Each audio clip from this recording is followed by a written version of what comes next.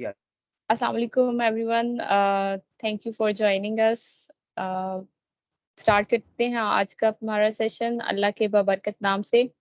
तो उसके लिए मैं इजहार को दावत दूंगी कि वो अल्लाह ताला के पाक नाम से इस सेशन का आगाज करें।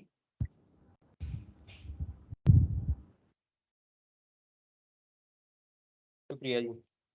أعوذ بالله من الشيطان الرجيم بسم الله الرحمن الرحيم قل هو الله أحد الله الصمد لم يلد ولم يولد ولم يكن له كفوا أحد صدق الله العظيم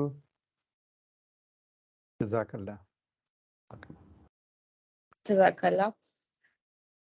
मूविंग फॉरवर्ड, आज का हमारा नेशनल आइडिया बैंक का जो ट्रेनिंग सेशंस चल रहे हैं सीरीज, तो उसका हमारा ये ट्रेनिंग सेशन है what are the good ideas. तो इसके लिए मैं दावत दूंगी सर हसन सैयद को, जो कि टेक्नोलॉजिस्ट हैं और नेशनल आइडिया बैंक के फाउंडर हैं, एस्पायर पाकिस्तान के चेयरपर्सन भी हैं। तो sir, over to you. Thank you Yasrab, बहुत शुक्रिया आपका। अस्सलाम वालेकुम एवरीबॉडी। उम्मीद है कि आप लोग सब खैरियत से होंगे। और आज का जो सेशन है, जैसे यसरब ने बताया, ये हमारा दूसरा सेशन है। हमने पहला सेशन किया था 2 हफ्ते पहले, जिसमें बहुत सारे लोगों ने शिरकत की थी और बाद में बहुत सारे लोगों ने उसको व्यू भी किया। और जो हमारा पहला सेशन था वो ये था कि आइडियाज़ आते कहाँ से, कहाँ हैं आइडियाज़, कहाँ जाके हमने ढूंढने आइडियाज़ जहाँ पे हमको अच्छे आइडियाज़ मिल सकें। अच्छा, अब आइडियाज़ हमारे दिमाग में बहुत सारे आते हैं, लेकिन ये कि जो आइडियाज़ हमारे दिमाग में आ रहे होते हैं वो अच्छे हैं या नहीं, इसका कैसे पता चले?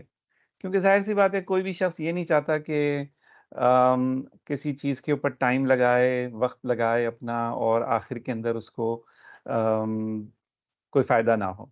ठीक है ना? इंसान का एक्शन जो है वो इस यकीन की बुनियाद पर होता है कि उस एक्शन का कोई नतीजा निकलेगा। जब इंसान को वो यकीन नहीं होता कि कोई नतीजा निकलेगा, तो वो एक्शन भी नहीं करता। तो हमारा यकीन कैसे पैदा हो कि हमारा आइडिया अच्छा है? तो आज की जो हमारी ट्रेनिंग है, उसका फ़ोकस अच्छे आइडियाज़ हैं। और फिर मैं आपके साथ बहुत सारे अच्छे आइडियाज़ शेयर करूँगा आज के दिन में, जो आप सब लोगों की इमेजिनेशन को एक्टिवेट करने के लिए, ताकि आप लोग मज़ीद आगे उससे सोचें। ठीक है? तो मैं आपके साथ वो भी शेयर करूँगा, और उसके बाद हमारा क्वेश्चन एंड आंसर का सेशन होगा, जैसे हमेशा होता है। और लास्ट टाइम की तरह आई विल स्टे, जितनी देर आप क्वेश्चन पूछते रहेंगे, I will be there. Last time 1 घंटे से ज़्यादा आप लोगों ने सवालात किए थे, तो लेकिन आई वाज़ देयर। इंशाल्लाह इस दफ़ा भी मेरी कोशिश होगी कि आप लोगों के सवालात के जवाब दिए बगैर मैं ना जाऊँ। मैं आपको एक ख़ास बात बता दूँ कि वो लोग जो लाइव इवेंट में शिरकत कर रहे हैं, उनको सबसे बड़ा एडवांटेज ये है कि उनको क्वेश्चन एंड आंसर सुनने का मौका मिलेगा। क्योंकि जब इसकी वीडियो शेयर होगी, तो उसकी वीडियो में क्वेश्चन एंड आंसर नहीं होंगे। तो आप लोगों को लाइव होने होने का सबसे बड़ा एडवांटेज ये है कि आप लोग अपने दिल से जो भी आपके दिल में सवालात हैं, वो आप पूछ सकते हैं, वो मालूम कर सकते हैं, और मैं उनके आपको जवाब देता जाऊँगा। तो ये आपका एडवांटेज है आज, और इस एडवांटेज का भरपूर फ़ायदा उठाएँ। सवालात को नोट करते जाएँ अपने, जो-जो दिमाग में आते जाएँ।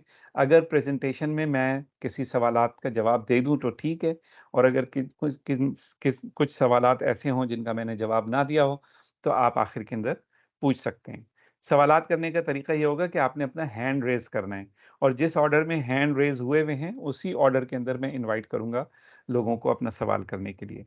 और वैसे आप चैट में भी अपना सवाल डाल सकते हैं, और हमारी टीम चैट में जो है वो अम, अ, फ़ौरन भी जवाब दे सकती है, और हो सकता है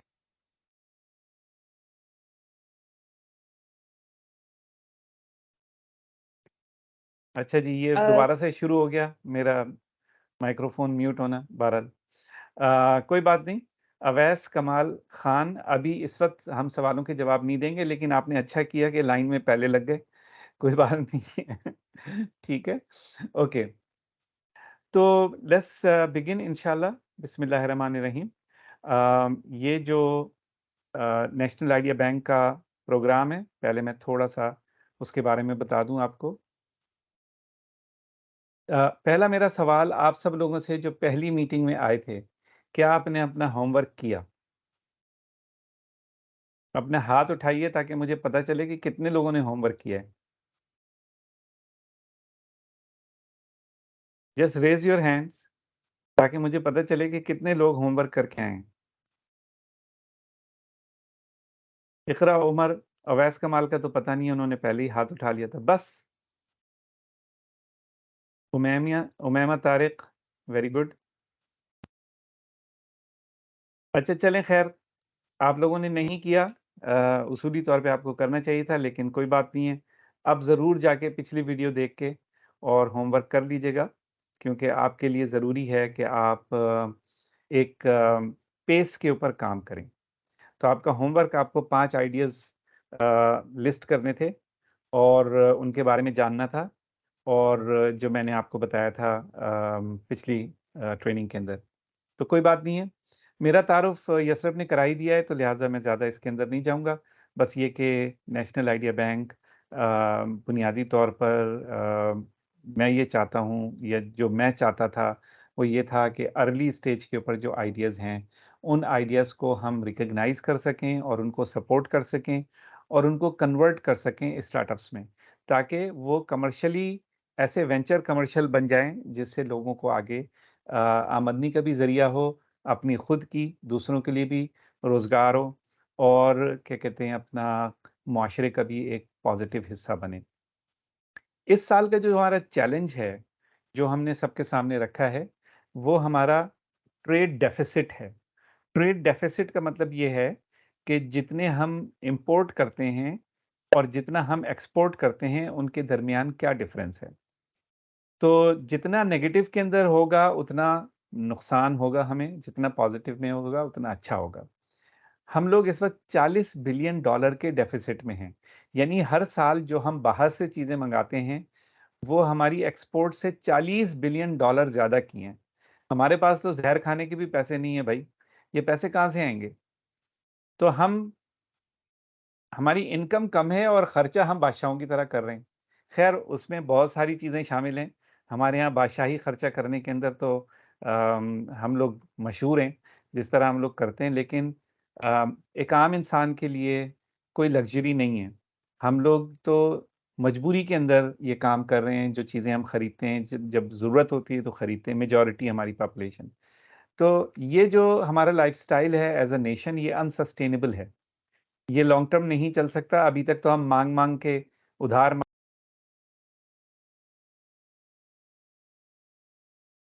सर आपका माइक म्यूट है। Sir, you are again mute.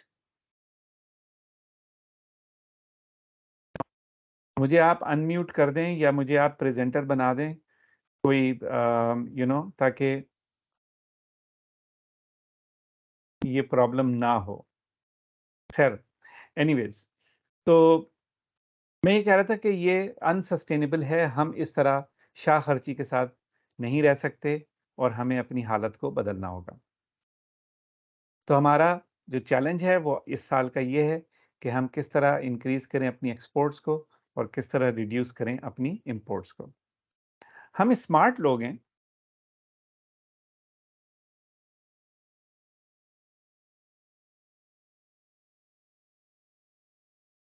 Sir, again on mute. क्या आपका फिर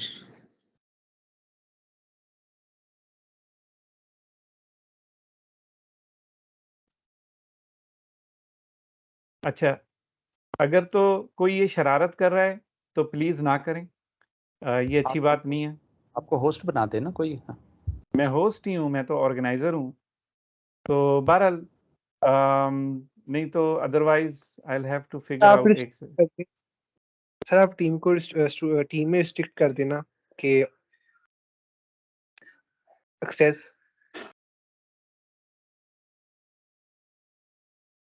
एक सेकंड में देख रहा हूँ। सर आप रिस्ट्रिक्ट कर सकते हैं सेक्स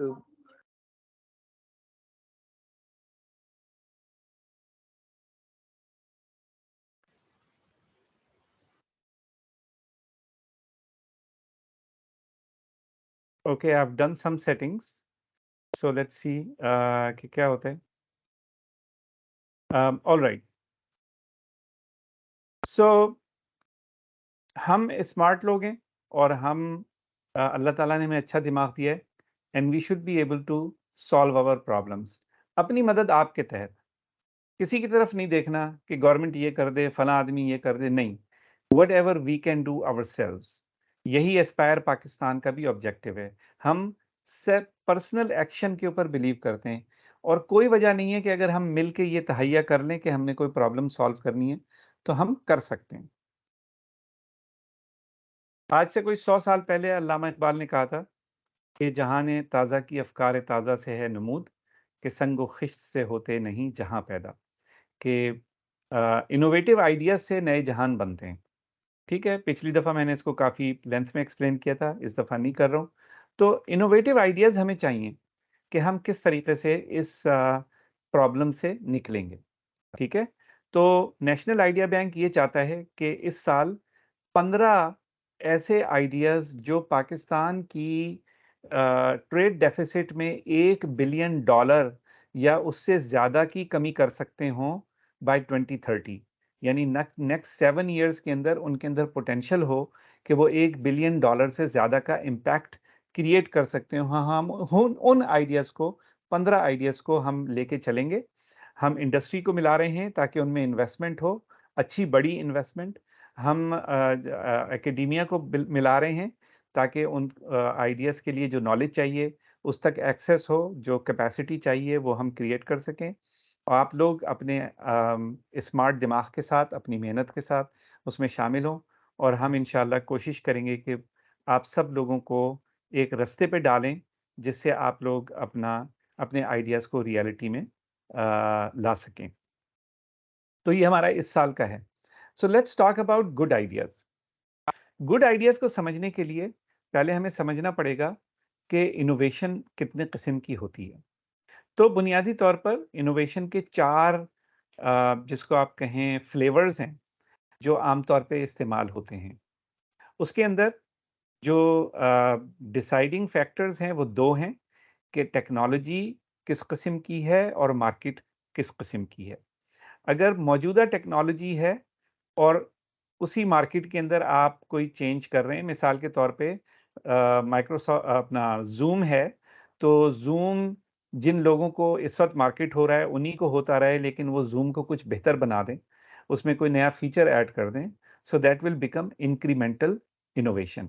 कि एग्जिस्टिंग टेक्नोलॉजी है और एग्जिस्टिंग मार्केट है, आपने सिर्फ चीज़ को बेहतर बना दिया. ठीक है, अगर इसी एक्स एक्सिस पे हम देखें तो अगर नई टेक्नोलॉजी है और मिसाल के तौर पे ज़ूम रिक्वायर्स अ कंप्यूटर या फ़ोन जिसके अंदर कैमरा लगा हो और वो आपको रेगुलर कैमरा चैनल से करता है, लेकिन अगर मीटिंग को वीआर के अंदर या ऑगमेंटेड रियलिटी के अंदर लाके कोई एक नई क्या कहते हैं अपना प्रोडक्ट मार्केट में आ जाए जिसमें आप 3D के अंदर लोगों को देख सकते हो और उनसे बातचीत कर सकते हो, इंटरैक्ट कर सकते हो, तो वो डिसरप्टिव इनोवेशन कहलाएगी. क्योंकि वो ज़ूम को अपनी पोजीशन से हटा देगी, वो डिसरप्ट कर देगी ज़ूम को, क्योंकि ज़ूम के पास जो टेक्नोलॉजी है वो पुरानी है और ये जो नई प्रोडक्ट है वो एक नई टेक्नोलॉजी के साथ आई है. So that would be disruptive innovation. अच्छा, इसी को लेते हैं हम. ज़ूम की टेक्नोलॉजी है और उसकी एग्जिस्टिंग मार्केट है, लेट्स से बिजनेसेस और बिजनेस मीटिंग्स, जिनको अपनी मीटिंग की ज़रूरत हो वो ज़ूम को इस्तेमाल कर लें. अगर ज़ूम ये डिसाइड करे कल कि वो, और ये कर चुके हैं वो ऑलरेडी, कि वो यूनिवर्सिटीज़ को और स्कूल्स को टारगेट करेंगे क्लासरूम के लिए. तो जैसे माइक्रोसॉफ्ट का क्लासरूम है, गूगल का क्लासरूम है, लेट्स से ज़ूम भी क्लासरूम के अंदर आ जाता है. तो अब मार्केट उनकी डिफरेंट होगी जबकि उनकी प्रोडक्ट वही है. थोड़ी बहुत फीचर्स में हो सकता है कि चेंज हो, but that will be called architectural innovation. फर्ज करें कि आज हम मैंने अपनी पिछली ट्रेनिंग के अंदर बात की थी ग्राफीन की। Graphene is a new technology, right? एक नई चीज है जो हमने बनाई है। अब उसकी जो भी नई एप्लीकेशन आएगी that will be radical innovation. मिसाल के तौर पे कंक्रीट के अंदर ग्राफीन मिलाने का मैंने आपको बताया था कि वो कंक्रीट को 30% स्ट्रॉन्ग कर देती है। That will be considered radical innovation. ठीक है, तो ये 4 फ्लेवर्स हैं। मैंने आपको एग्जांपल के साथ बता दिया कि किस किस्म की इनोवेशन जो है कहलाएगी वो, डिपेंडिंग ऑन कि वो टेक्नोलॉजी नई है या पुरानी है, या मार्केट नई है या पुरानी है। इनोवेट करने के 2 रास्ते हैं, दोनों वैलिड हैं, इनमें कोई खराबी नहीं है। एक रास्ता है प्रॉब्लम का रास्ता। एक प्रॉब्लम है जिसको हमें सॉल्व करना है। जैसे हमने अभी बात की पाकिस्तान के डेफिसिट की, एक प्रॉब्लम है जो हमने सॉल्व करना है। So one path to innovate is to look at the problem and then solve the problem. So that would be number one. And number two is curiosity. I just want to know कि graphene कैसे काम करती है, या graphene है ही क्या, मैंने 2D carbon बनाया ही क्यों इन द फर्स्ट प्लेस, यानी ह्यूमन बींग्स की बात कर रहा हूँ। दैट वॉज ओनली क्यूरोसिटी कि भाई जस्ट फिगर आउट कि है क्या। So curiosity is very important for innovation. और ये curiosity का मतलब ये है कि जब कोई आपसे कहे कि यार ये एक नया काम है, तो आप ये नहीं कहें कि जी यार ये तो मेरा एरिया नहीं है, मेरी तो डिग्री इसमें नहीं है, मेरा तो ये जॉब डिस्क्रिप्शन नहीं है। क्यूरियस होना चाहिए इंसान को for everything that they have the ability to learn and find out more, they should find out more. आप लोगों को सबको मैं ये इनकरेज करता हूं कि आप सब लोग क्यूरियस बने। जब भी मौका मिले कुछ लर्न करने का, उसको कोशिश करें कि उसको समझें। जितना क्यूरियस बनेंगे उतना आपका दिमाग ज़्यादा इनोवेटिव होता जाएगा। सो दोनों चीज़ें, प्रॉब्लम्स देखें तो उनकी सोल्यूशन सोचें, और कोई अपॉर्चुनिटी आए नई चीज़ जानने की, तो क्यूरियोसिटी के साथ उस नई चीज़ को जानने की कोशिश करें। तो यही 2 रास्ते हैं इनोवेशन के। Why does this matter? मैंने आपको क्यों बताया? So the connection between types of innovation and path of innovation is कि we create 2 basic types of ideas. We come up with ideas through these 2 paths, and problem centric ideas ज़्यादातर incremental या architectural innovation लाते हैं। Problem centric ideas के अंदर आप जो problem पे काम कर रहे होते हैं, आमतौर पे सबको पता होता है प्रॉब्लम, लोगों के पास वर्क अराउंड्स भी होते हैं। प्रॉब्लम सेंट्रिक आइडियाज की कमर्शलाइजेशन फास्ट होती है क्योंकि लोग उन प्रॉब्लम्स को फेस कर रहे हैं। मिसाल के तौर पे जैसे मैं आपको एग्जांपल दूं कि फर्ज करें कि माइक्रोसॉफ्ट जूम है। अब जूम जो है वो नॉर्थ अमेरिका और यूरोप के लिए उन्होंने अपनी प्राइसिंग को टारगेट किया हुआ है, तो उनकी market north America and Europe है। पाकिस्तान वाले, एशिया वाले, अफ्रीका वाले $20 पर यूजर अफोर्ड ही नहीं कर सकते, और वो उनकी मार्केट भी नहीं है, वो कभी उनके लिए लो कॉस्ट सोल्यूशन नहीं लेकर आएंगे। तो अब आपने कहा कि यार जूम अच्छा है लेकिन पाकिस्तान के लिए अच्छा नहीं है, क्योंकि बस 40 मिनट हमको फ्री वाले वर्जन में मिलते हैं और बहुत सारे फीचर्स नहीं मिलते हैं। क्या ही अच्छा हो कि एक लो कॉस्ट जूम हो एशिया और अफ्रीका के लिए। मिसाल आपको दे रहा हूं मैं। So this is a problem you picked and you came up with an idea, and of course this will be an architectural innovation, right? क्योंकि मार्केट आपने चेंज कर दी, प्रोडक्ट की जो बुनियादी आइडिया है या टेक्नोलॉजी है वो वही है जो जूम की है। सो प्रॉब्लम सेंट्रिक आइडियाज जो हैं आमतौर पे इमीडिएट कमर्शलाइजेशन उनकी हो सकती है, और ज्यादातर स्टार्टअप्स इसी कैटेगरी के अंदर आते हैं। जो क्यूरियोसिटी सेंट्रिक आइडियाज होते हैं वो रेडिकल या डिसरप्टिव इनोवेशन की तरफ लेके जाते हैं, क्योंकि नई टेक्नोलॉजी उसके अंदर होती है और उसको वक्त लगता है, एफर्ट होती है, उसका रिस्क हाई होता है, और उसके लिए आपको बहुत स्ट्रॉन्ग नेटवर्क चाहिए होता है उस कस्टमर बेस में, जिस कस्टमर बेस में आप उस नई प्रोडक्ट को इंट्रोड्यूस कराना चाह रहे हैं। मिसाल के तौर पे अगर आप पाकिस्तान की मार्केट में कंक्रीट के अंदर ग्रेफीन को मिक्स करके कंक्रीट की स्ट्रेंथ को बढ़ाना चाहते हैं, तो इसको कमर्शियलाइज करने के लिए आपका बहुत स्ट्रॉन्ग नेटवर्क होना चाहिए बिल्डर्स के साथ, जो बिल्ड कर रहे हैं, बिल्डिंगें बना रहे हैं। अगर वो नहीं है और आप उनको नहीं कन्विंस कर सकते, तो आप कितनी कोशिश कर लें, आपको आपकी जो नई टेक्नोलॉजी है वो अडॉप्ट नहीं करेगा कस्टमर। ठीक है? तो क्यूरियोसिटी सेंट्रिक आइडियाज़ का रिवॉर्ड बहुत बड़ा होता है, लेकिन हाई रिस्क है, पेशेंस होना चाहिए and it takes a lot of effort. लोगों को 10-10 साल लग जाते हैं किसी प्रोडक्ट को कमर्शियलाइज़ करने में, इस पाथ के ज़रिए।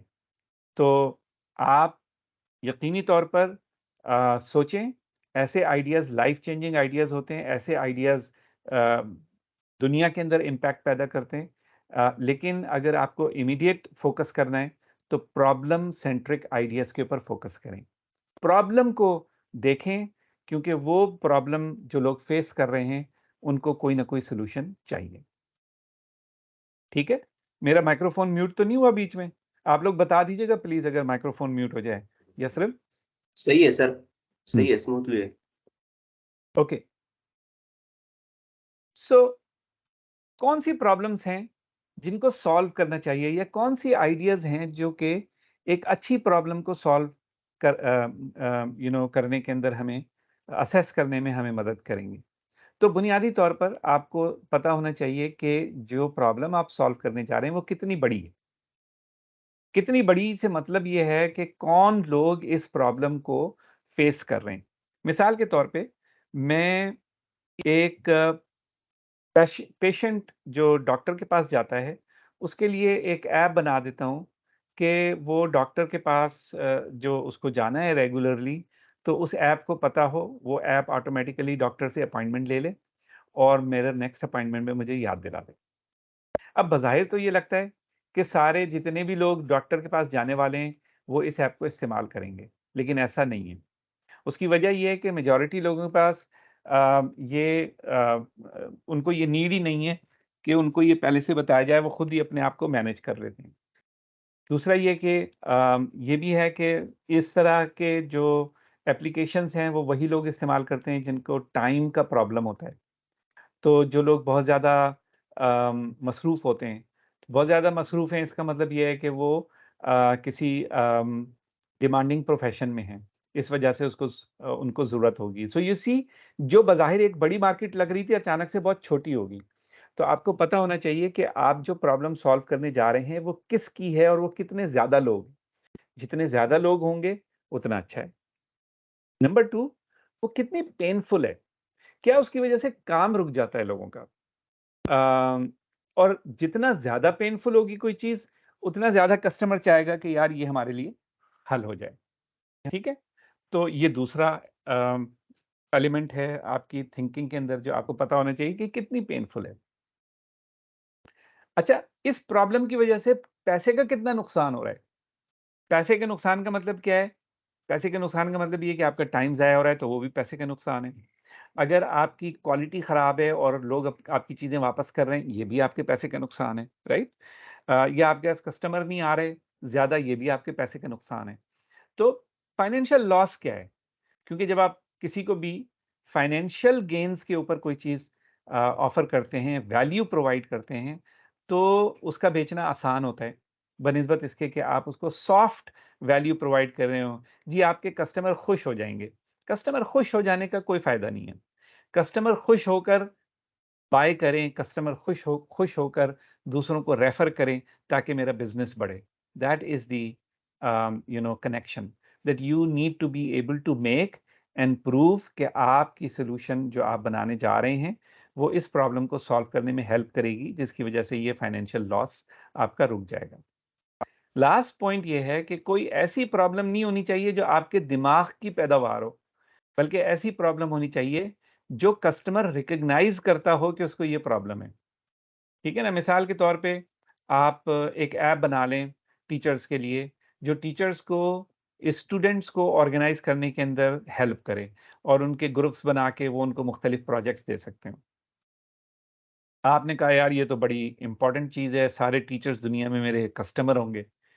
लेकिन अगर टीचर से जाके बात करें, तो वो टीचर हो सकता है बोले ये तो कोई प्रॉब्लम ही नहीं है भाई, मैं तो हर वक्त यही करता रहता हूँ, मेरे पास नोटबुक है, उसके अंदर मैं नोट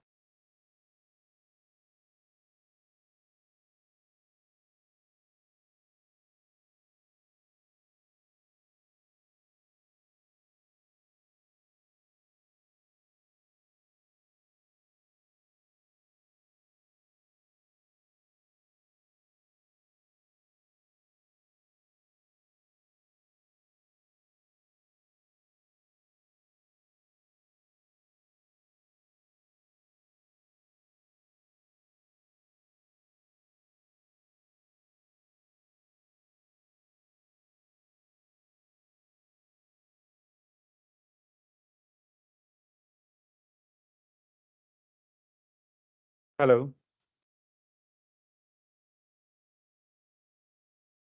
जी सर, अब आपकी आवाज आ रही है। ठीक है, मेरी स्क्रीन नजर आ रही है? जी सर। जी। तो आपने तो अपने ज़हन में सोचा कि टीचर को ये प्रॉब्लम है, लेकिन जब आप टीचर से बात करें तो उसको ये प्रॉब्लम ही नहीं लगती।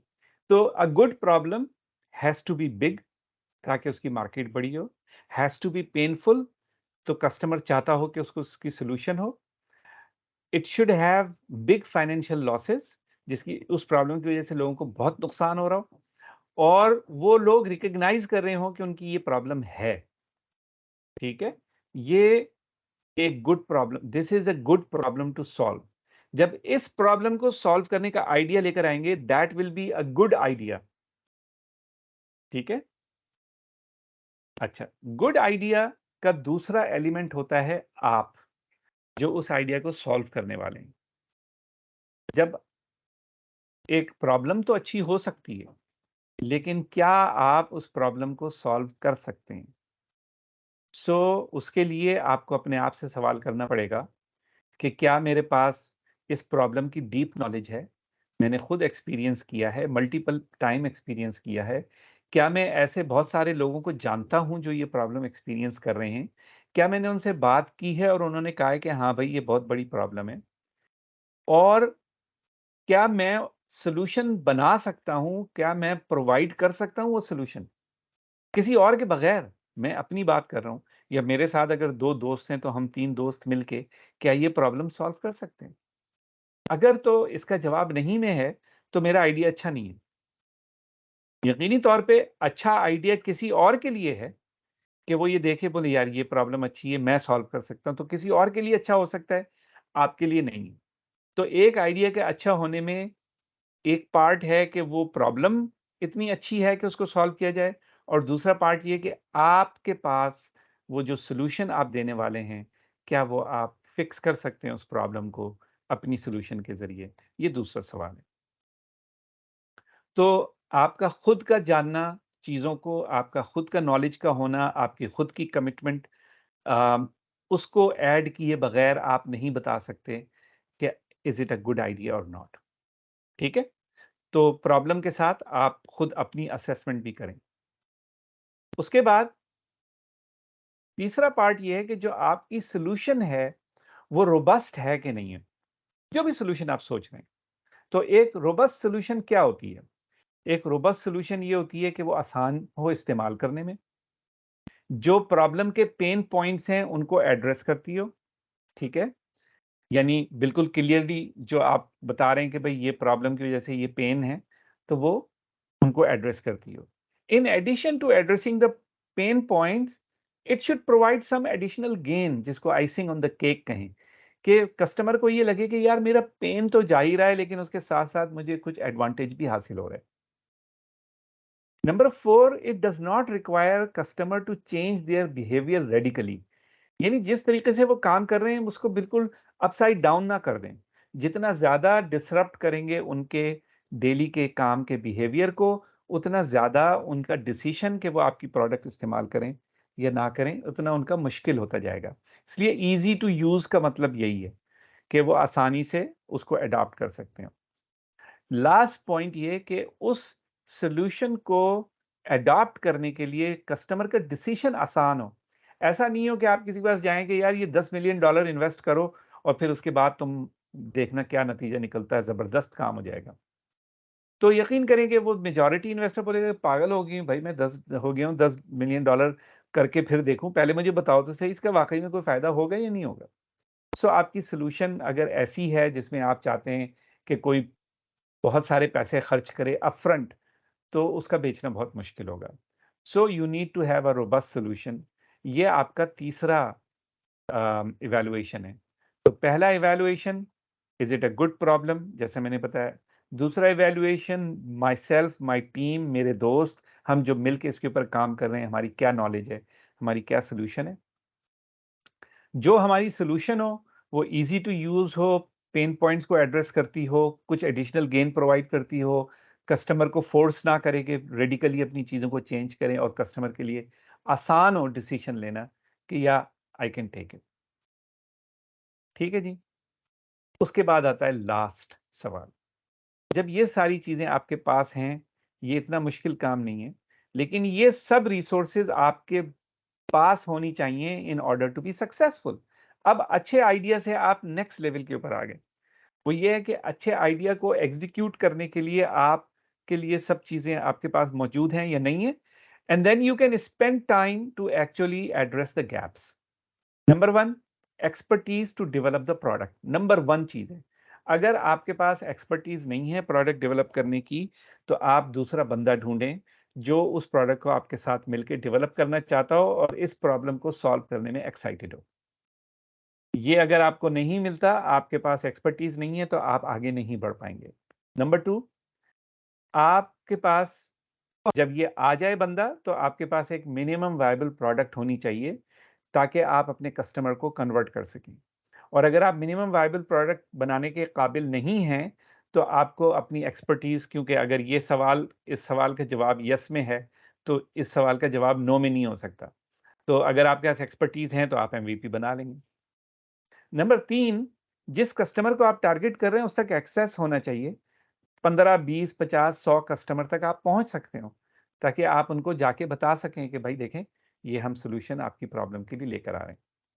जब आप एक्सेस कर पाएंगे कस्टमर को और आपके पास मिनिमम वायबल प्रोडक्ट भी होगी, then you will be able to do the fourth thing in your bring to yourself, to your advantage, is traction. कि जो अर्ली जो कस्टमर्स जिनको आप एक्सेस कर सकते हैं, जब आप उनको एमवीपी दिखा रहे हैं, तो कह रहे हैं हाँ भाई हम तो तैयार हैं इसको इस्तेमाल करने के लिए, दैट इज योर ट्रैक्शन, कि जी कस्टमर आपका तैयार है इस्तेमाल करने के लिए, इस्तेमाल कर रहे हैं। उसके बाद 5वां एलिमेंट आपकी रिसोर्सेज के अंदर या रिसोर्सफुलनेस में है कि आप जो भी कुछ बनाने जा रहे हैं उसको बड़े स्केल के ऊपर बनाने की एक्सपर्टीज आपके पास हैं, या आपको पता है कि आप इसको बड़े स्केल के ऊपर कैसे लेके जाएंगे। And then the last point goes to funding. अगर आपने पहला, दूसरा, तीसरा, चौथा, 5वां ये सारे स्टेप कर लिए हैं, तो फंडिंग के लिए आपको जरूरत ही नहीं है, दरवाजे के ऊपर आपके इन्वेस्टर खड़े होंगे। इन्वेस्टर के पीछे भागने की आपको जरूरत नहीं पेश आएगी, क्योंकि यहां से स्टार्ट करें, प्रॉब्लम बिग हो, पेनफुल हो, फाइनेंशियल लॉसेस बड़े हो, कस्टमर रिकॉग्नाइज करता हो प्रॉब्लम को, आपके पास नॉलेज हो, आपके पास अच्छी सोल्यूशन हो, आपकी सोल्यूशन आसानी से इस्तेमाल होती हो, आप पेन पॉइंट्स को एड्रेस कर रहे हो, गेन्स प्रोवाइड कर रहे हो कस्टमर को, और कस्टमर को कोई रेडिकल चेंज नहीं करनी और कोई बहुत बड़ी अपफ्रंट इन्वेस्टमेंट नहीं करनी, और फिर आपने ये काम कर लिया, तो आप यकीन करें कि इसके बाद आपको इन्वेस्टर के सामने पीछे भागने की जरूरत नहीं पेश आई। इस वक्त आप ऐसी जगह पे खड़े होंगे जहां पे इन्वेस्टर खुद ही कह रहा होगा कि भाई बताओ कोई तुम्हें पैसे चाहिए। ठीक है, जाहिर है उसके लिए भी आपको थोड़ी मेहनत करनी पड़ेगी, लेकिन these are good ideas and converting them into real business, this is what you need to do. अच्छा जी, तो ये तो था गुड आइडियाज। अब मैं आपको कुछ एग्जाम्पल्स दूंगा जिनको आप अपने जिसको आप कहें कि दिमाग के लिए इस्तेमाल, अपनी इमेजिनेशन को किक स्टार्ट करने के लिए इस्तेमाल कर सकते हैं। मैंने अपनी पहली ट्रेनिंग के अंदर आपको पाम ऑयल की बताई थी। तो ये जितनी भी अभी मैं आपके सामने प्रेजेंटेशन जो स्लाइड्स रख रहा हूँ, इसमें मंसूर सैयद को मैं रिकग्नाइज करना चाहूँगा, जिन्होंने इस आइडिया को मुझे दिया इनिशियली और मुझे कंटिन्यूसली बताते रहे कि पाम ऑयल कितनी बड़ी प्रॉब्लम है और जो पाकिस्तान की इंपोर्ट्स हैं वो कितनी हैं और क्या पाकिस्तान कर रहा है पाम ऑयल के साथ। तो truly appreciate his work. He is also a mentor, really amazing guy. आज की सेशन में है नहीं तो मैं आपको उनसे ज़रूर इंट्रोड्यूस कराता। So we are importing $7 billion worth of palm oil. हमारी problem number 1, we are spending dollars that we don't have. तो रिजल्ट में क्या हुआ कि लास्ट ईयर जब गवर्नमेंट ने कर्ब किया और लोगों को इंपोर्ट करना मुश्किल हो गया, इट इफेक्ट्स एवरीथिंग। घी की प्राइसेस बढ़ गई, तेल की प्राइसेस बढ़ गई, ठीक है। सारे पाकिस्तानियों के लिए मुश्किल होगी। ये 8 मिलियन मेट्रिक टन है जो हम इंपोर्ट करते हैं।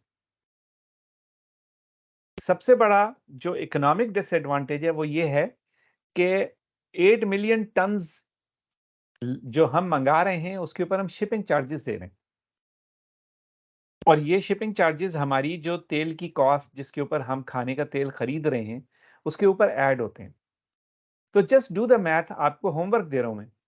मालूम करें कि इंडोनेशिया से पाकिस्तान 1 मेट्रिक टन ऑयल को ट्रांसपोर्ट करने की कितनी कॉस्ट है, and then multiply it with 8 million and you would know exactly how much more money we are paying.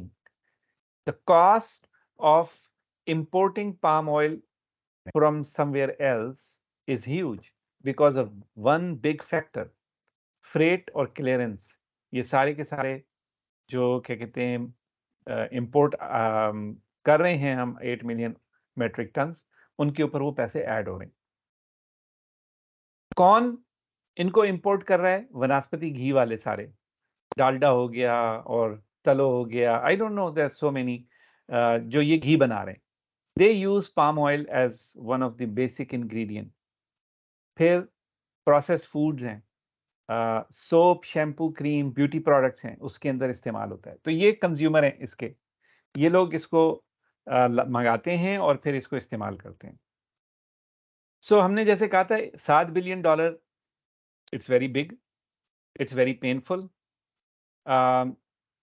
Financial losses बहुत ज़्यादा हैं, हम सबके इंडिविजुअली बहुत ज़्यादा हैं और जाहिर सी बात है कि एज अ नेशन $7 बिलियन हमारी जेब से जा रहे हैं जो हमारे पास नहीं है, तो हमारे लिए कलेक्टिवली बहुत बड़ा लॉस है। And do the customer already recognize this problem? Yes, हम सब इसको रिकग्नाइज कर रहे हैं क्योंकि हम हर दफ़ा घी खरीदने जाते हैं तो हमें पता है कि कितना महंगा हो गया, right? So it's from problem perspective, it's a good problem to solve. क्या पाकिस्तान इस प्रॉब्लम को सॉल्व कर सकता है? किंग सऊद यूनिवर्सिटी ने अभी कुछ साल पहले एक स्टडी की कि पाकिस्तान में कितने एरिया के ऊपर पाम प्लांटेशन हो सकती है। तो आपके सामने है ये area and you can see Pakistan का मेजॉरिटी हिस्सा is good for palm oil production. और ये जो हमारी कोस्टल बेल्ट है, यहाँ पर ये कोस्टल बेल्ट, सारी कोस्टल बेल्ट जो है उसके ऊपर हम तकरीबन 5 लाख एकड़ आइडेंटिफाई कर चुके हैं जो आइडियल हैं सिंध और बलूचिस्तान के एरिया, और वहाँ पे भी कुछ नहीं हो रहा। यानी वो हमारी दूसरी प्लांटेशन से compete नहीं कर रहे, हमारी दूसरी एग्रीकल्चर एक्टिविटी से compete नहीं कर रहे। ये लैंड मौजूद है जिसके ऊपर हम पाम प्लांट कर सकते हैं। इसका मतलब ये हुआ कि इस प्रॉब्लम को सॉल्व करने के लिए पाकिस्तान के पास वो बेसिक एलिमेंट्स मौजूद हैं जिससे हम इसको सॉल्व कर सकते हैं। नॉलेज भी है हमारे पास एज अ नेशन और लोगों के पास इंडिविजुअली कि पाम कैसे प्लांट होते हैं, उसके ऊपर रिसर्च हुई हुई है। पाकिस्तान के अंदर बहुत सारे पायलट प्रोजेक्ट हो चुके हैं। तो बेसिकली जो सेकंड लेवल था वो, इसमें आपको खुद को कितना इल्म है वो मुझे नहीं मालूम, जाहिर है इंडिविजुअली हर एक का इल्म महदूद होगा, लेकिन कलेक्टिवली अल्हम्दुलिल्लाह we have that. So here are some ideas. अगर आप सोचें कि मैं इसमें क्या कर सकता हूं, तो there are some ideas for you to start thinking. आपके पास ज़मीन है, आपके किसी दोस्त के पास ज़मीन है पड़ी हुई है, पाम प्लांटेशन स्टार्ट कर दें। लोगों को इनकरेज करें कि भाई अगर आप किसी को जानते हैं जिसके पास इन एरियाज़ के अंदर ज़मीन पड़ी हुई है जिसको वो नहीं इस्तेमाल कर रहे, तो आप उनको इनकरेज करें कि भाई आप यहाँ पे पाम प्लांटेशन कर लें। उनको बताएं कि इतना फायदा हो सकता है। Just be an evangelist, right? कोई जरूरी नहीं है कि आपको खुद को जाती फायदा हो, लेकिन मुल्क को फायदा हो रहा है तो क्यों नहीं। तो एक तो अगर खुद कर सकते हैं पाम प्लांटेशन के अंदर कोई कंट्रीब्यूशन खुद करें, नहीं तो दूसरों को हेल्प करें ये समझने में कि भाई पाम प्लांट करो। आप खुद एक नर्सरी का बिजनेस स्टार्ट कर सकते हैं पाम प्लांटेशन का। पाम की प्लांटेशन के लिए 2 नर्सरी के लेवल होते हैं, अर्ली नर्सरी और क्या कहते हैं अपना लेटर नर्सरी। अर्ली नर्सरी के अंदर आप जो सीड्स होते हैं उनको बोते हैं और उससे सीडलिंग्स निकलते हैं, छोटे-छोटे पौधे होते हैं। तो वो जब 6 महीने, साल के हो जाते हैं तो उनको एक दूसरी नर्सरी की ज़रूरत होती है। वो जो दूसरे लेवल की नर्सरी होती है, उसके अंदर वो तकरीबन 1 डेढ़ साल रहते हैं और फिर उसके बाद जाके उनको फील्ड में प्लांट किया जाता है। अगर हम 5 लाख एकड़ के ऊपर सीड प्लांट अपना पाम प्लांटेशन के लिए जा रहे हैं, तो हमें बड़े स्टेज के ऊपर नर्सरीज़ की ज़रूरत होगी और 2 साल पहले नर्सरीज़ स्टार्ट करेंगी काम, तो 2 साल के बाद प्लांटेशन शुरू होगी। समझ रहे हैं आप? और उसके 2 साल, 3 साल के बाद जाके आपको इसका रिज़ल्ट आएगा। तो नर्सरीज़ की ज़रूरत आज है या यस्टरडे है, अगर हमने पाम ऑयल की प्लांटेशन पाकिस्तान में बढ़ानी है। So you can learn more कि पाम की नर्सरी कैसे बनती है, क्या होता है। बाहर जाके इंडोनेशिया, मलेशिया चले जाएँ, वहाँ जाके ट्रेनिंग ले लें, कहीं पाम प्लांटेशन पे काम कर लें and then establish your own nursery over here. ठीक है? ऐसी फाइनेंशियल प्रोडक्ट्स बनाएँ जो पाम प्लांटेशन को सपोर्ट करती हों। क्योंकि पाम प्लांटेशन को जो अपना किसान है वो अफोर्ड नहीं कर पाएगा शुरू में, क्योंकि उसको पहले पौधे खरीदने हैं, उनकी भी अच्छी खासी कीमत होती है, फिर 1-2 साल उसको इंतजार करना है कि उसकी फ्रूट आना शुरू हो। तो इस दौरान में वो कहाँ से खाएगा? तो ऐसे लोग जिनके पास 4-5, 8-10 एकड़ ज़मीन है, उनके लिए बड़ा मुश्किल है कि इसको वो एस्टैब्लिश कर सकें। तो इस दौरान में उनको कोई फाइनेंशियल सपोर्ट चाहिए होगी, तो ऐसी फाइनेंशियल प्रोडक्ट्स जो इसको रिकॉग्नाइज़ करें और उनको पैसे तक एक्सेस आसान बनाएँ। आप खुद small scale palm oil extraction unit बनाना शुरू कर सकते हैं। पाकिस्तान में अगर बहुत सारे पाम ट्रीज़ होंगे, पाम का फ्रूट होगा, तो बहुत सारे एक्सट्रैक्शन यूनिट जिसके अंदर से तेल निकालते हैं आप, वो चाहिए होंगे। इसी तरीके से जो क्या कहते हैं अपना क्लीन एंड ब्लीच ऑयल होता है, जो हम क्या कहते हैं अपना ऑयल को निकालने के बाद उसको क्लीन करते हैं, ब्लीच करते हैं, तो वो उसका यूनिट लगाया जा सकता है। और लास्ट चीज़, you can develop an online market place to buy and sell palm oil. Pakistan में ऐसी कोई मार्केट प्लेस एग्जिस्ट नहीं करती, जो कि स्टार्ट की जा सकती है बड़े आराम से। It's a very simple thing and slowly it can grow. So these are some ideas from one problem जो हमने देखी। उस प्रॉब्लम की हमने सोचना शुरू किया, तो बज़ाहिर तो वो इतनी बड़ी प्रॉब्लम लग रही थी, लेकिन उसके अंदर छोटे-छोटे आइडियाज़ हैं जो कि एक बिगर पिक्चर के अंदर फिट होते हैं, और अगर हम सब मिल के ये काम कर रहे हों, तो व्हाई नॉट? ठीक है? So that is one example that I wanted to share with you. Second example मैं आपके साथ शेयर करना चाहता हूँ आर्टिफिशियल इंटेलिजेंस की। तो artificial intelligence is one of those disruptive innovations जो हम बात कर रहे थे।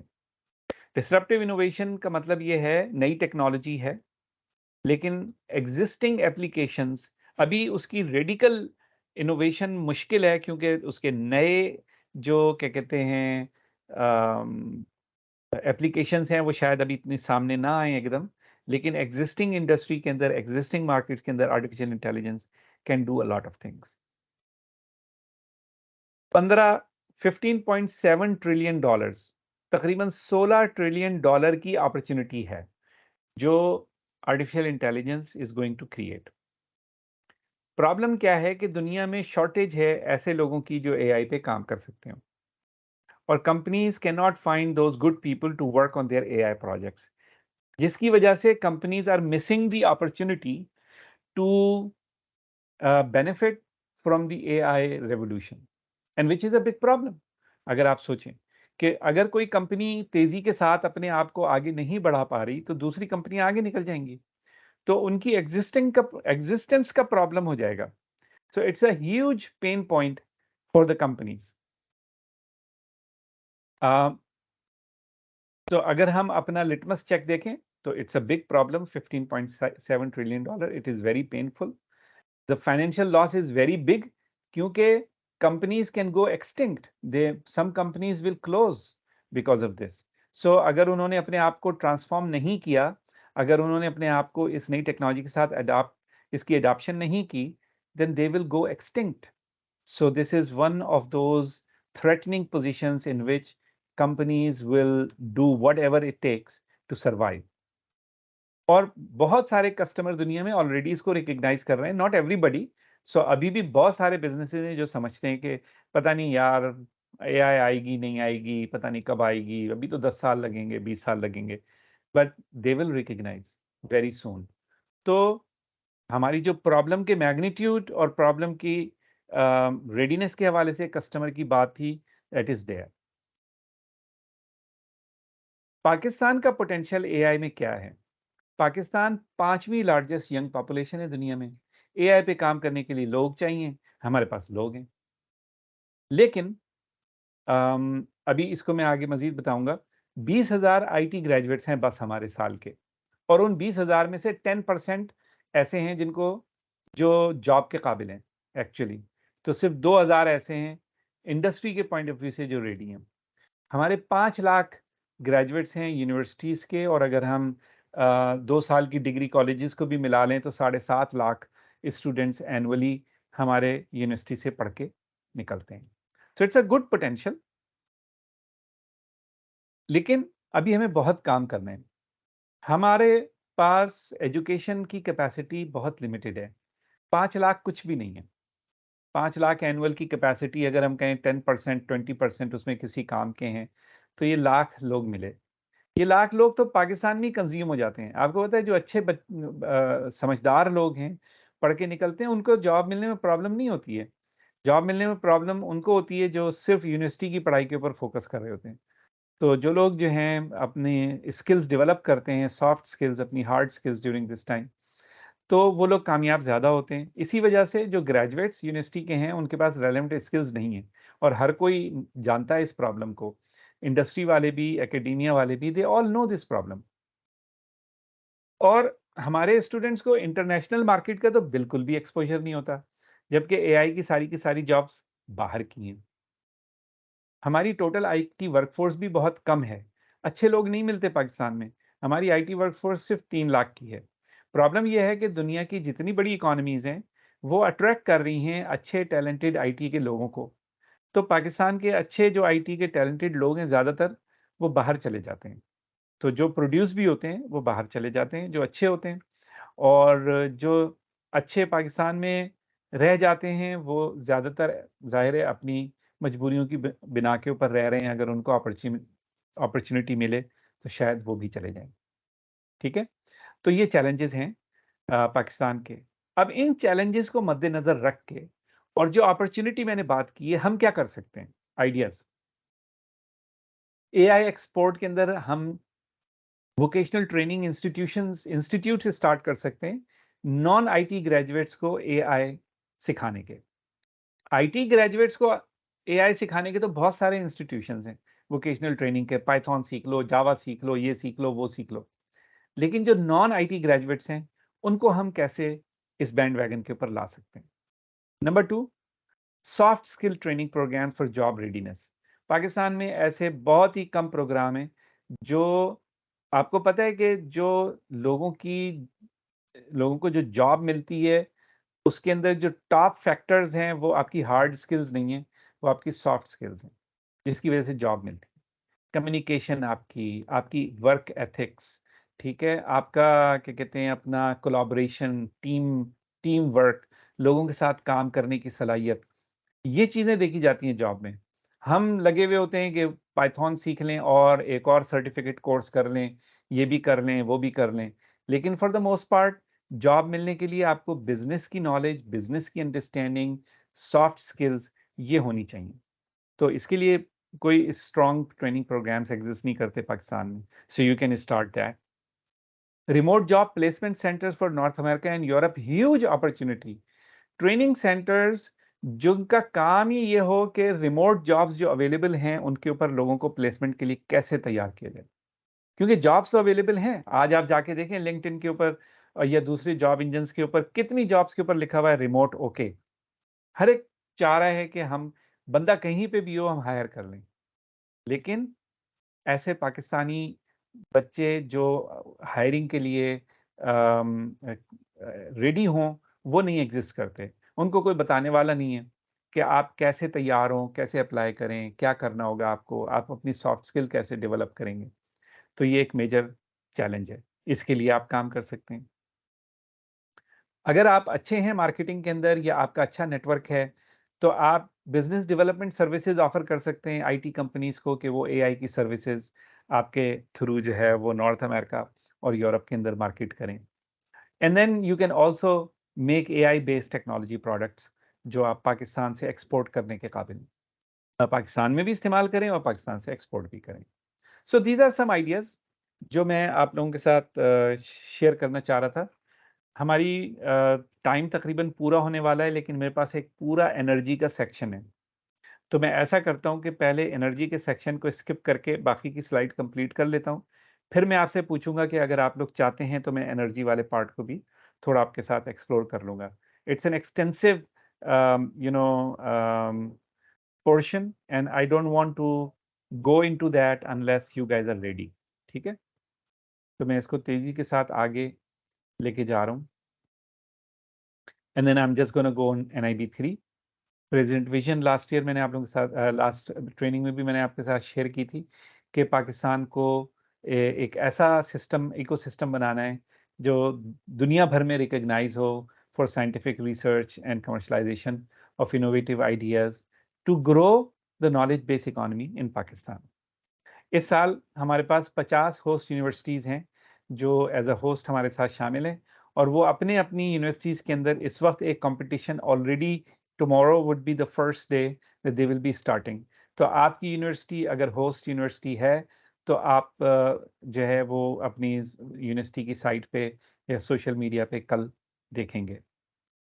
हम 15 आइडियाज़ को आइडेंटिफाई करना चाह रहे हैं। टॉप 10 को हम ज्वाइन कराएंगे, इनवाइट करेंगे 3 days exclusive meeting, training and networking event in Silicon Valley, और टॉप 5 आइडियाज़ के एक टीम मेंबर को भी हम इनवाइट करेंगे।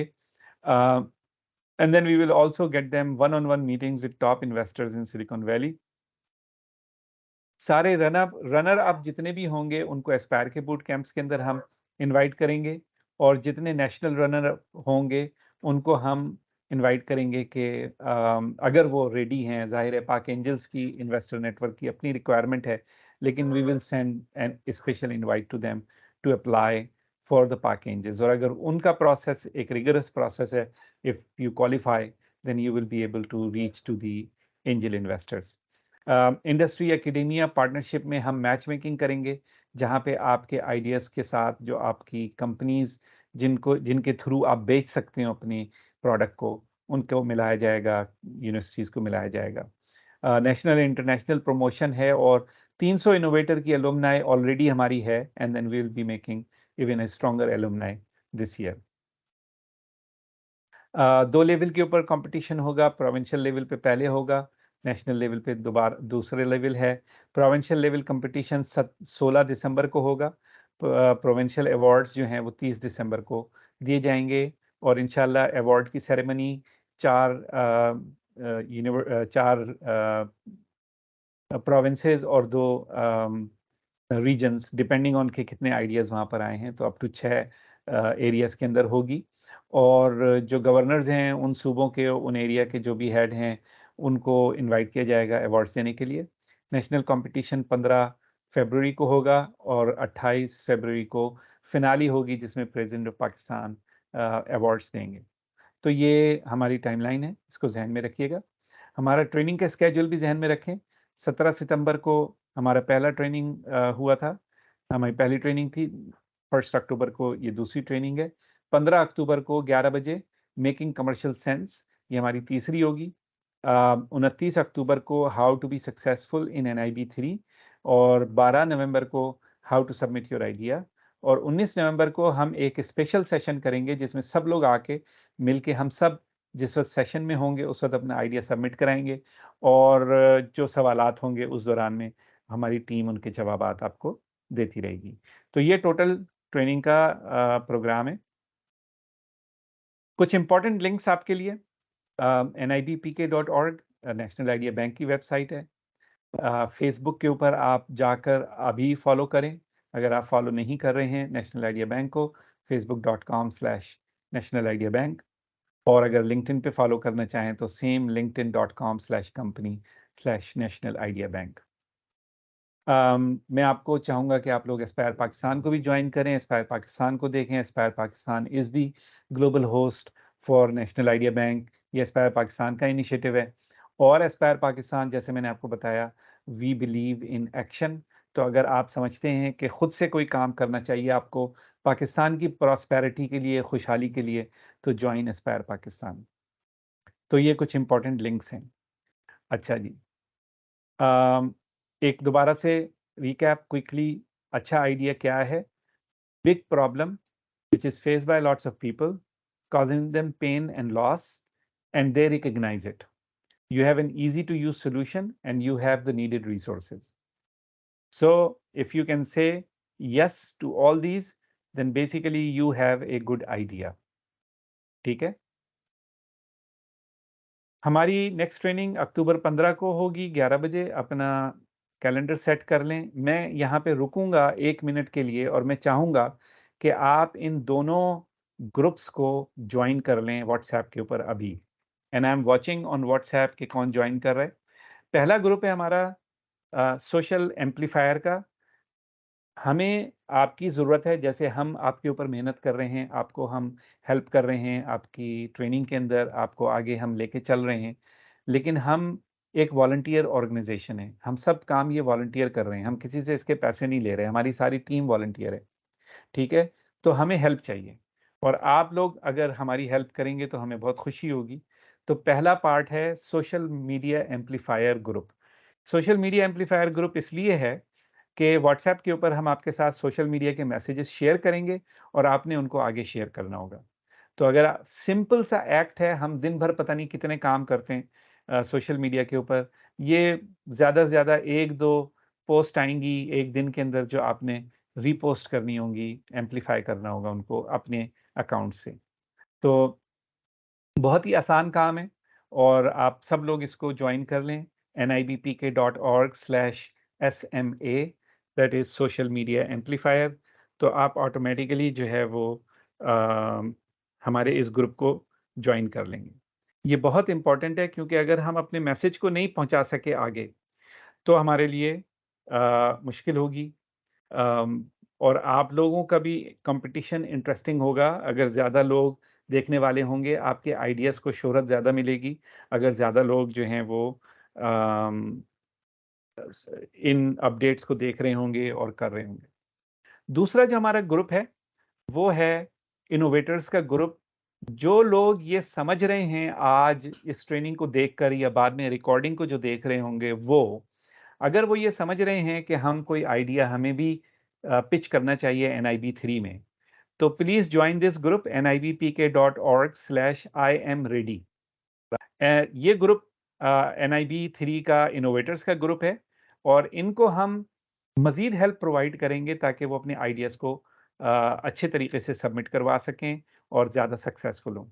तो अगर आप इस वक्त इस वीडियो को जो देख रहे हैं बाद में और जो अभी प्रोग्राम में हैं, अगर आप समझ रहे हैं कि यस वी आर क्लोज, हम आइडिया ज़रूर लेकर आएंगे और NIB के अंदर हम सबमिट कराएंगे, then join this group nibpk.org/IamReady। जब आप इस पे जाएंगे तो व्हाट्सएप का ग्रुप खुल जाएगा जिस पे आप ज्वाइन कर पाएंगे। तो ये बेसिकली दोनों ग्रुप हैं। प्लीज़ ज्वाइन नाउ, इसमें देर ना करें।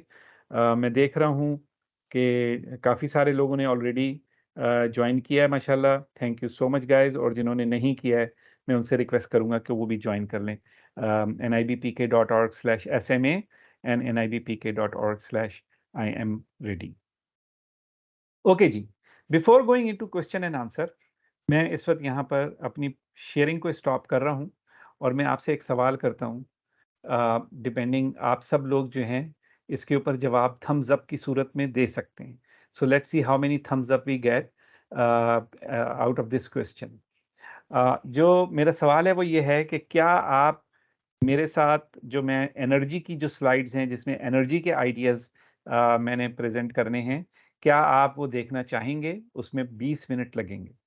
तो अगर आप रेडी हैं तो आप थम्स अप करें, और अगर आपको लगता है कि नहीं भाई 20 मिनट नहीं है तो कोई बात नहीं. Let's see how many people do the thumbs up and then we will इंशाल्लाह डू दिस. ठीक है. अच्छा, रईस अहमद सिद्दीकी आपने हाथ उठाया हुआ है. आप बताइए, आपका कोई सवाल है क्या? क्विकली तो बता दें.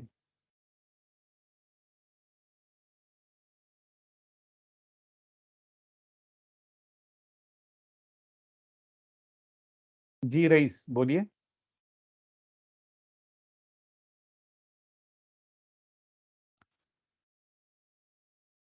सर कोई सवाल नहीं था, बस वो शायद मैं गलती से क्लिक हो गया. अच्छा कोई फिलहाल। बात कोई बात. ओके गाइज, तो मुझे तो कोई थम्स अप नहीं नजर आया. इसका मतलब ये है कि लोग नहीं जाना चाह रहे हैं, तो कोई बात नहीं. So then we will dive into the question. क्या लोग थम्स अप नहीं कर पा रहे हैं? कोई कोई प्रॉब्लम है? सर काफी सारे थम्स अप शो हो रहे हैं स्क्रीन पे. अच्छा मुझे शायद नजर आपको नहीं नहीं आया शो हो कि. रहे. अच्छा ठीक है. किसी वजह से मुझे नहीं नजर आ रहे. ओके, तो क्या इसका मतलब है कि हम कर लें? ओके ठीक है, मैं बाकी वो भी पोर्शन भी कवर कर लेता हूँ. और please don't worry, question and answer के लिए मैं रुका रहूँगा. ठीक है आप लोगों के, तो आप परेशान ना होइएगा कि कहीं क्वेश्चन एंड आंसर ना हो पाए.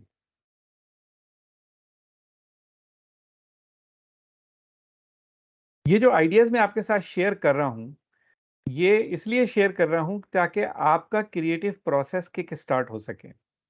ये बुरे आइडियाज़ नहीं हैं, और मैं बिल्कुल भी बुरा नहीं मानूंगा कि अगर आप इन आइडियाज़ को के ऊपर काम करना चाहेंगे. लेकिन ये कि अपने आइडियाज़ सोचिए और अपनी क्रिएटिविटी को इस्तेमाल कीजिए. ठीक है. और लेकिन अगर इन आइडियाज़ में से कोई आपको अच्छा लगता है तो बाय ऑल मीन्स उस आइडिया को आप उस पे काम करें, मुझे कोई एतराज़ नहीं है. तो मैंने आपको पहले से ये डिस्क्लेमर दे रहा हूँ. Any one of you who would like to do any of these things, I will be very happy. ठीक है, बल्कि हेल्प करूंगा मैं आपको अगर आप मुझे बताएंगे कि मैं ये करना चाह रहा हूं. सो बेसिकली एनर्जी का बिल हमारा बहुत बड़ा है, $23 बिलियन. हम वो पैसे खर्च कर रहे हैं जो हमारे पास है नहीं. आपको पता है इस वक्त लोड शेडिंग हो रही है बिजली की वजह से. बिजली की कीमत 56 रुपए पर यूनिट के ऊपर आ चुकी है. The whole country is suffering. ठीक है, किसी का भरोसा नहीं है कब लाइट चली जाए, कब इंटरनेट चला जाए. बिजली ना होने की वजह से इंटरनेट के टावर फेल हो जाते हैं, मोबाइल के टावर फेल हो जाते हैं. Lots of problem. So it's a huge issue. It's very painful. Everybody is seeing this problem and everybody recognize that this is a big problem. मतलब इतनी बड़ी प्रॉब्लम हमारे सामने है, रखी हुई है थाली में एज एन अपॉर्चुनिटी. ठीक है ना, क्योंकि हर प्रॉब्लम एक अपॉर्चुनिटी है अगर आप एक इनोवेटर के माइंड से देखें. तो लिहाजा ये प्रॉब्लम भी एक अपॉर्चुनिटी है. इसके 3 मेजर कंज्यूमर हैं जो हम ऑयल इंपोर्ट कर रहे हैं उसके. सबसे बड़ा कंज्यूमर तो इलेक्ट्रिसिटी प्रोडक्शन है, जो कि डोमेस्टिक और कमर्शियल दोनों के लिए इस्तेमाल होती है. दूसरा बड़ा कंज्यूमर ट्रांसपोर्टेशन है, जो कि डायरेक्ट ऑयल इस्तेमाल करता है, डीजल या पेट्रोल. और उसके बाद तीसरा कंज्यूमर इंडस्ट्री फर्नेसेस हैं, जिसके अंदर chemical, metal, textile, fertilizer, cement, paper, pulp related industry हैं, जिनको बर्नर के अंदर गैस जलानी होती है. तो बहुत सारी जो LNG या CNG जो हम मंगा रहे होते हैं, वो इंडस्ट्री के अंदर इस्तेमाल हो रही होती है. तो ये 3 बड़े कंज्यूमर्स हैं इस ऑयल के जो हम इंपोर्ट कर रहे हैं. ठीक है, तो मैं आपको चाहता था आपको ये बैकग्राउंड. अच्छा, अगर हम एनर्जी की सॉल्यूशंस देखने शुरू करें तो उसमें कौन-कौन से की एरियाज हैं. सबसे पहला तो ये है कि रिड्यूस कंजम्पशन, कंजर्व एनर्जी. बहुत बड़ी अपॉर्चुनिटी है पाकिस्तान में. हम एनर्जी को कंजर्व तो करते ही नहीं थे. पहले हमें कौड़ियों के मोल मिल रही थी, अब कीमतें बढ़ गई हैं तो समझ में आना शुरू हो गई हैं चीज़ें. लेकिन हमें अपनी कंजम्पशन को कंट्रोल करना होगा. नंबर 2, सोलर पावर की तरफ जाना होगा, विंड पावर की तरफ जाना होगा. अल्लाह ताला ने पाकिस्तान को सोलर भी बड़ी अच्छी उसमें दिया है, अबंडेंस में. और हवा के लिए भी पाकिस्तान के पास विंड कॉरिडोर्स हैं, जिसमें बहुत तेज़ हवा और सारा साल चलती है, और विंड के बहुत प्रोजेक्ट्स लगाए जा सकते हैं। और पाकिस्तान को अल्लाह ताला ने हाइडल पावर में भी बहुत खुद कफ़ील किया है। हमारे पास हाइडल पावर, जो पानी से बिजली बनाने की बहुत कैपेसिटी है, मैं भी आपको बताऊँगा। और फिर हमारा एग्रीकल्चर, ये सॉलिड वेस्ट जो है, उससे एनर्जी को अगर हम कन्वर्ट करना शुरू कर दें, वो भी इतनी बड़ी तादाद में है कि जिसका आप सोच नहीं सकते। और फिर न्यूक्लियर पावर, तो ऑफ कोर्स हम न्यूक्लियर पावर हैं, हम न्यूक्लियर स्टेशंस और लगाएं, हम मज़ीद बिजली क्रिएट करें। खैर, न्यूक्लियर पावर तो एक बहुत बड़ा प्रोजेक्ट है जो मैं अभी कवर नहीं करूँगा, लेकिन मैं ये 4-5 एरियाज़ आपके साथ अभी कवर करूँगा, जिसको आप लोग again as a starting point for your brain to start working. Reducing energy consumption. Number 1, better routing of traffic. जितना ज्यादा हम ट्रैफिक में फंसे हुए होते हैं, उतना ज्यादा पेट्रोल हम फूंक रहे होते हैं, बेवजह जाया हो रहा है। अगर ट्रैफिक को सही कर दिया जाए, रोडों को सही कर दिया जाए, तो बहुत सारे तेल की कंजम्पशन को कम किया जा सकता है। So you can come up with ideas on how to improve traffic routing for transportation companies, खास तौर पे जो बड़ी बड़ी ट्रांसपोर्टेशन कंपनीज हैं। अच्छा, मैं आपको एक एग्जांपल देता हूँ। यूपीएस एक कंपनी है अमेरिका में जो पार्सल डिलीवर करती है। तो बहुत पहले की बात है, उन्होंने एक अपनी प्रोजेक्ट किया जिसमें उन्होंने कहा कि हम लेफ्ट टर्न नहीं करेंगे, हमारा राउट हमेशा राइट टर्न के ऊपर होगा। अमेरिका में लेफ्ट टर्न के ऊपर सिग्नल क्रॉस करना होता है और उसमें हमेशा मुश्किल होती है नॉर्मली। तो उसकी वजह से उनका बहुत पेट्रोल ज़ाया होता था। तो लिहाजा उन्होंने अपनी राउटिंग सिर्फ राइट टर्न के ऊपर शुरू कर दी। उससे उनका टाइम भी बचा और मिलियंस ऑफ डॉलर्स उनके अपना पेट्रोल की कंजम्पशन में बचे। तो something creative can be done over here. Number 2, IoT based smart home systems. बहुत सारे बच्चे अपने प्रोजेक्ट लेके FIP और आते हैं, और कईयों ने ये प्रोजेक्ट स्टार्ट किए हुए हैं। We need more. अच्छा, अब ये प्रोजेक्ट ज़्यादा फीजिबल नज़र आते हैं लोगों को, क्योंकि बिजली की कीमत बढ़ गई है। पहले लोग इनको फीजिबल नहीं समझते थे कमर्शियली, क्योंकि बिजली की कीमत कम थी। इसके अलावा simple convert regular AC into inverter base AC। Just by doing that you save 30% energy. तो ये भी एक सिंपल एंड इजी सॉल्यूशन है। और last, combine heat and power. Basically जहाँ पे पावर जनरेशन यूनिट लगें, वहाँ पे वो इंडस्ट्री लगाई जाए जिसको हीट की ज़रूरत हो, क्योंकि 70% हीट जो है वो लॉस होती है, एनर्जी लॉस होता है पावर जनरेशन में। पावर जनरेशन में जब आप बर्न करते हैं फ्यूल को, तो बमुश्किल 29% जो है उसका कन्वर्ट होता है इलेक्ट्रिसिटी में। बाकी 71% जो है वो लॉस होता है इन हीट। तो अगर उस इन टर्म्स ऑफ हीट, सो अगर उसके साथ ऐसे यूनिट लगा दिए जाएं जिनको, जैसे कपड़ा रंगने के हैं, कपड़े के केमिकल प्रोसेस है, या क्या कहते हैं अपना इसका चमड़े का प्रोसेस है, अगर वो उसके साथ लगा दिए जाएं, तो almost 80% energy can be used. तो जो बेनिफिट है वो डबल से ज़्यादा हो जाते हैं। Now you can think more ideas. मेरा मकसद सारे आइडियाज देना नहीं है यहाँ पर, but this is just a simple starting point. Solar potential.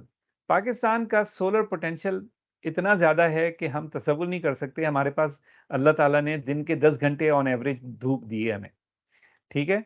अगर हम देखें तो 3 से 5 kilowatt hour per square metre per day produce कर सकते हैं हम। 3 तो बड़े आराम से कर सकते हैं, जो पुराने टेक्नोलॉजी के सोलर सेल हैं उनको इस्तेमाल करके, और 5 से ज़्यादा भी कर सकते हैं अगर हम प्रोवस्काइट या जो नई टेक्नोलॉजी वाले सोलर सेल हैं उनको इस्तेमाल करेंगे। अगर हम 10 स्क्वायर किलोमीटर, 10 स्क्वायर किलोमीटर कितना होता है, sorry 100 square 10 square kilometre bye 100 square kilometre होना चाहिए थे, 10 लिखा हुआ है यहाँ पे। हाँ, 100 स्क्वायर किलोमीटर अगर हो, यानी 10 kilometre long and 10 kilometre wide अगर हम एक सोलर क्या कहते हैं ग्रिड लगाएं, it can produce $1 billion worth of energy every year. और उसको लगाने के लिए $1 बिलियन चाहिए। तो अगर हम आज $1 बिलियन इन्वेस्ट कर दें, तो अगले साल से $1 बिलियन एनुअली बचाना शुरू कर देंगे हम बिजली के। इतना आसान इंपोर्ट के, इतना आसान फार्मूला है, और उसकी ज़िंदगी 10, 15, 20, 25, 30 साल तक हो सकती है। तो अगर हम सिलिकॉन बेस लगा रहे हैं और 25 साल उसकी ज़िंदगी है, तो हम 25 टाइम्स बेनिफिट लेंगे इसका by putting 100 square kilometre solar array. तो बड़ा अच्छा और आसान है, और ये आप छोटा कर सकते हैं, अपने घर की छत पे लगा सकते हैं। सोलर आइडियाज़ आपको पर स्क्वायर मीटर 3000 वॉट या 3 किलोवाट मिल रहे हैं।